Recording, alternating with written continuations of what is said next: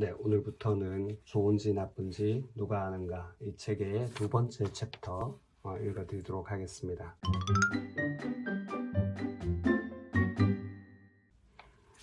두 번째 챕터의 그림은 여기 멧돼지가 하나 나와 있는데요. 요약글, 대표글부터 한번 읽어보도록 하겠습니다. 좋은지 나쁜지 누가 아는가. 삶의 여정에서 막힌 길은 하나의 계시이다. 만약 우리가 전체 이야기를 안다면 지금의 막힌 길이 언젠가는 선물이 되어 돌아오리라는 것을 알게 될까? 길이 막히는 것은 내면에서 그 길을 진정으로 원하지 않았기 때문인지도 모른다. 삶이 때로 우리 계획과는 다른 길로 우리를 데려가는 것처럼 보이지만 그 길이 우리 가슴이 원하는 길이다. 머리로는 이 방식을 이해할 수 없으나 가슴은 안다. 두 번째 챕터의 첫 번째 글입니다. 좋은지 나쁜지 누가 아는가. 대학 졸업을 앞두고 장차 무엇을 할까 고민하던 중에 친구가 모 언론사에 입사 지원서를 구해왔다. 그는 함께 지원하자며 내게도 한 장 내밀었다. 잘하면 외국 특파원으로 나갈 수도 있다는 친구의 말이 결정적이었다.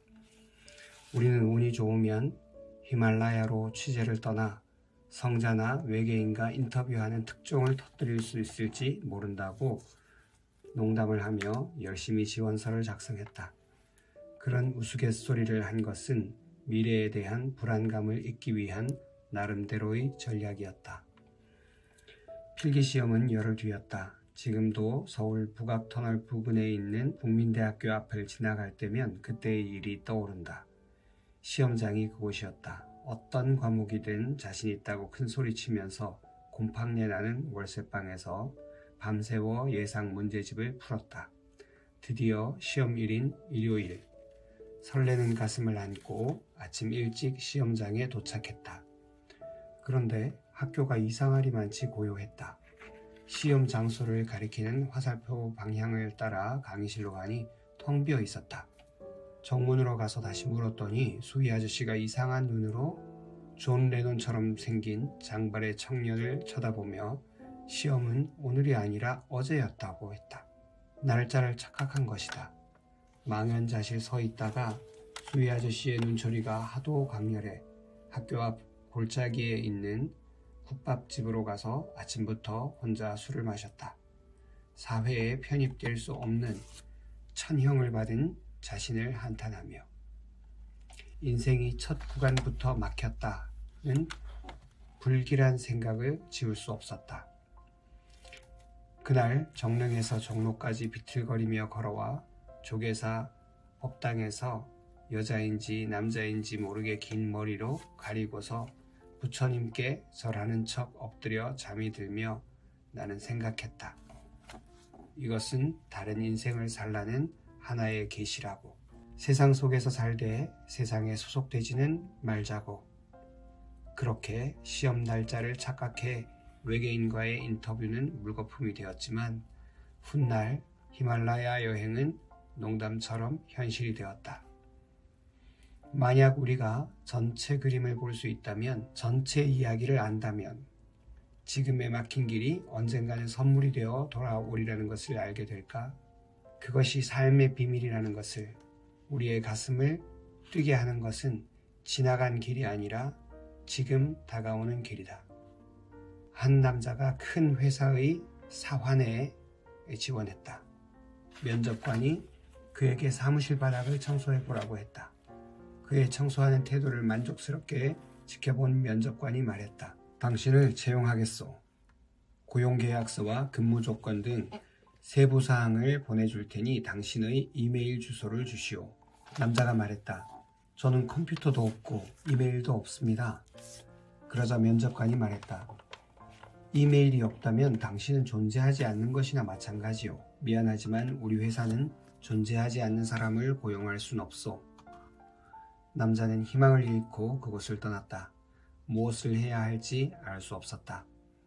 주머니에는 단돈 $10가 전부였다. 고민하던 그는 과일 도매상에 가서 $10짜리 토마토 한 상자를 샀다. 그리고 집집마다 다니며 그 토마토를 팔았다.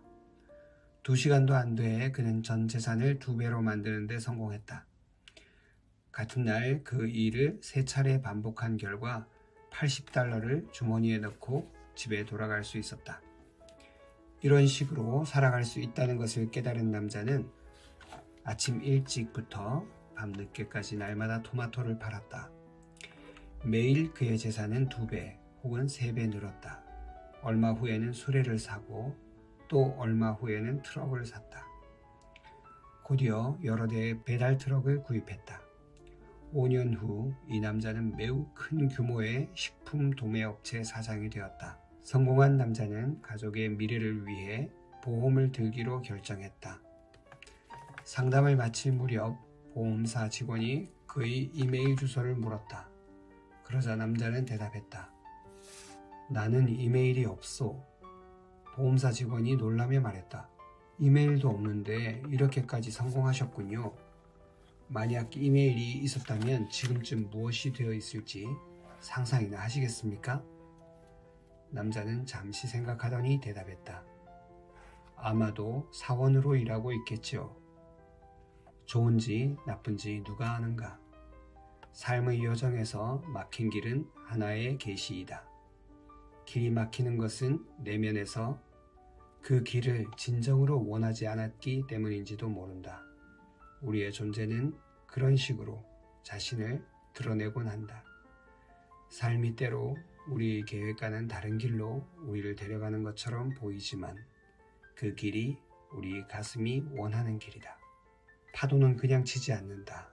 어떤 파도는 축복이다. 머리로는 이 방식을 이해할 수 없으나 가슴은 안다.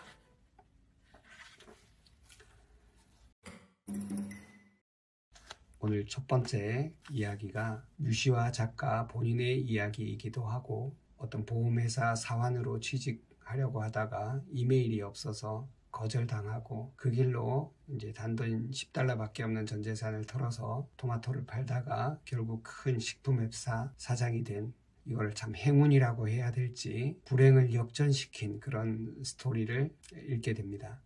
아주 그 짧은 순간에만 이 좋은지 나쁜지 이렇게 판단을 할 수 있습니다. 그래서 우리가 기대대로 마음에 들면 굉장히 기분이 좋고 이런 것을 쾌하다고 하죠. 쾌하다. 그리고 내 뜻과 다르게 일이 풀리지 않으면 이런 것을 불쾌하다. 모든 사람은 쾌한 것을 취하고 불쾌한 것은 버리려고 합니다. 이런 마음을 이제 불교에서는 취사간택심 또는 분별심 이렇게 부르고 이 분별심이 모든 고통의 시작이라는 것이죠. 성경에도 이것과 비슷한 이야기가 있습니다. 선악과 이야기인데요. 이때 선이라는 말은 착하다, 악은 나쁘다 이런 뜻이 아니라 선은 나한테 좋은 것, 악은 나한테 나쁜 것. 바꿔서 말하면 쾌한 것은 좋은 것이고 불쾌한 것은 나쁜 것이죠. 이렇게 쾌한 것, 불쾌한 것으로 세상 모든 것을 나누어서 봅니다. 이 류시화 시인이 시험 날짜를 잘못 알아서 아예 언론사 기자로 채용되지 않은 것, 그 당시는 불쾌한 일이고 자기에게 나쁘다고 생각이 돼서 국밥집에서 술을 한잔하고 부처님 앞에서 절을 하는 척 엎드려 있었다고 했는데 우리가 삶에서 마주치는 모든 불쾌한 일들이 정말 그 짧은 순간만 보니까 이제 불쾌하다고 생각이 되고 원망스럽고 그렇죠. 저도 그런 일들이 참 무수히 많은 것 같습니다. 굉장히 저를 어렵게 만들고 또 병원 전체를 힘들게 만들고 떠나간 직원들이 있었어요. 그렇지만 그때 당시 그게 너무 속상하고 안타깝고 참 이해할 수 없었는데 지금 몇 년이 지나고 지금 보니까 그때 그 일이 없었더라면 지금의 나는 있을 수 없다. 지금 너무나 저와 행복하게 함께 일하고 있는 여러 직원들이 다 그 이후에 들어온 사람들이거든요. 그러니까 짧은 순간만 보면 우리가 좋은지 나쁜지 판단해서 막 불평하고 원망하고 이렇게 하지만 삶의 전체 스토리를 우리가 볼 수 있다면 그것이 바로 계시였구나. It's a sign. 이건 계시야. 이렇게 얘기하곤 합니다. 불편한 일을 만났을 때 투덜거리고 원망하게 되죠. 근데 그때 이렇게 주문을 한번 외워보세요. It's a sign. 이건 계시야. 마치 내가 낭떠러지로 향해 가는 길을 누군가 등 뒤에서 제 어깨를 치면서 아니야, 그거 아니야. 옆으로 길을 돌아가야 돼. 마치 신이 내 어깨를 치면서 그렇게 얘기하는 것 같고, 또 종교가 없으신 분이라면 삶이 나에게 그렇게 말을 걸어온다 라고 이해해도 좋을 것 같습니다. 좋은지 나쁜지 우리가 전체 스토리를 다 알지 못하기 때문에 이렇게 판단하지 않고 취사간택심을 내지 않고 선악과에 빠지지 않았으면 좋겠습니다. 오늘의 이야기는 여기까지입니다. 감사합니다.